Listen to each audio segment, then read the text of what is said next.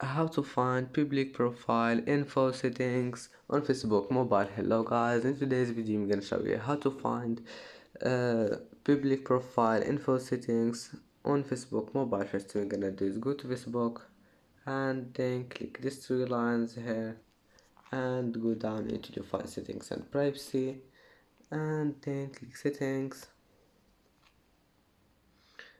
and now go down until you find followers and public content,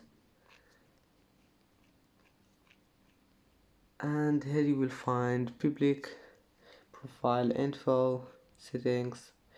Just manage anything you want and go back and it will be saved.